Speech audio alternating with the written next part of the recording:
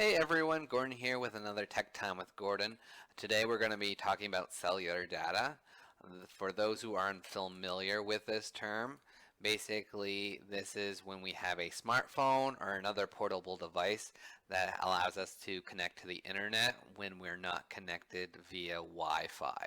So for example, if we're not at home, we're in the park and we are surfing on our cellular device, maybe watching YouTube or streaming Netflix, we are probably using data at this time.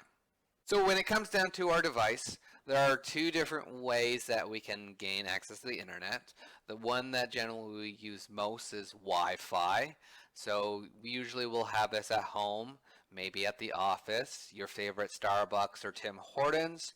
It's all being provided by a small little box or router that our internet provider gives us, and it broadcasts the signal.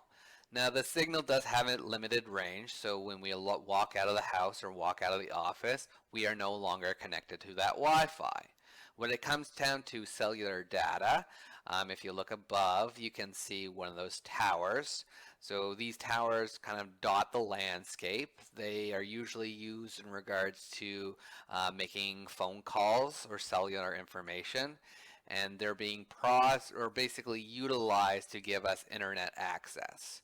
So when it comes down to the difference, Wi-Fi will definitely have a limited range, and cellular data, basically the coverage or wherever these towers are located by our provider, that's where we're going to get access. So, if you're with Rogers, you're going to have all these different Rogers towers, but if we decide to go to the States, there might not be Rogers towers, so we might not get that signal. So you do have to be prepared or be aware where these towers are located. So you might be telling yourself, well, Gordon, I don't use internet on my phone. I use my computer. Well, you might be surprised that there are quite a few things on your phone that will rely on internet. The basic, and we should all know, browsing the internet and emails will use internet. Streaming, so if I'm watching Netflix or maybe I'm pulling some kind of audio signal, maybe I'm listening to a radio station on my phone, you're probably using internet. If I'm doing FaceTime or Skype, nowadays using Zoom, we are using internet. Biggest surprise, sometimes apps will pull or require internet, so basically they're feeding information back and forth. GPS will do this as well. Cloud computing services, so stuff like iCloud, basically we are transmitting files up into the cloud, which the cloud is the internet. So there are quite a few things that we might not or might be surprised at, but yeah, when we have our phone, we are generally using internet one way or another. So another important matter when it comes down to Wi-Fi versus data, data costs money. It is more expensive than Wi-Fi. So because of how it operates, so basically it's relying on these towers and it's relying on these different frequencies. It's not considered free. There is a cost to it. And generally when we provide or get our cell plans, the more data we have on our cell plan, the more expensive it is. And the issue is if you go over your additional cell data plan, you are going to be charged extra fees. And sometimes they can be quite expensive. So, looking up, these are kind of average costs for a gig.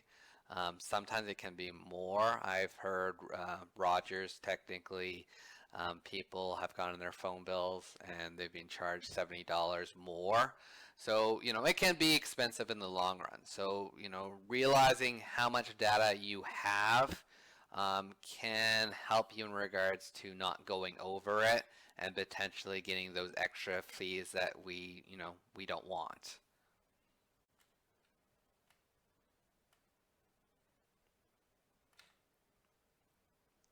Another big thing when it comes down to cell phones is data roaming.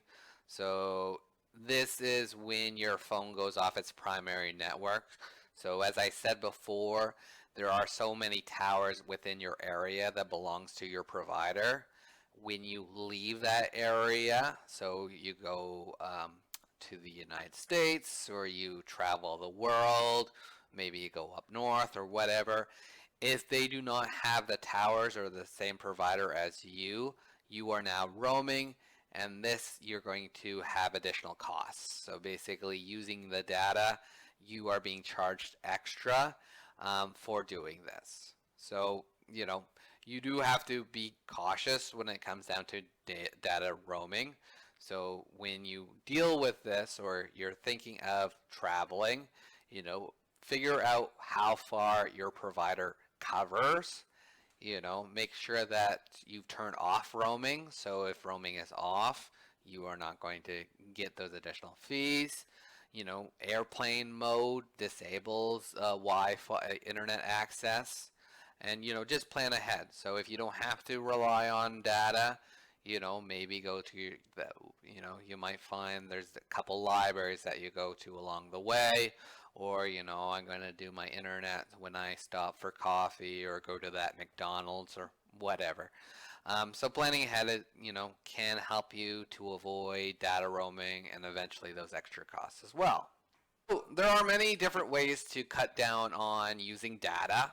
So, if you're trying to eliminate those additional fees, one is restricting app background data. So what this means is sometimes with our apps, they're going to try to auto update. We don't want to do this when we are on data. We want this to happen when we're on Wi-Fi. So we are able to turn this feature off to prevent it from downloading when we're off at the park or wherever we are, when we're not located near Wi-Fi. So with our devices, there are two ways to doing this. So for Android users, you want to go to settings and data usage. For Apple, you want to go to settings and iTunes and App Store. And for this, you want to toggle and make sure that use of cellular data is turned off. And you can make sure that automatic downloads are off as well if you really want to prevent it from doing it on its own. So other ways to cut back, try using Wi-Fi more when you can. For me, I have Wi-Fi at home, I have Wi-Fi at the office. In between, I really don't have to use my cellular data, so I cut down there. So, determine what I want to do outside the house, and if I can wait to get home to do it, then I'm going to do it at home where I'm on my Wi-Fi.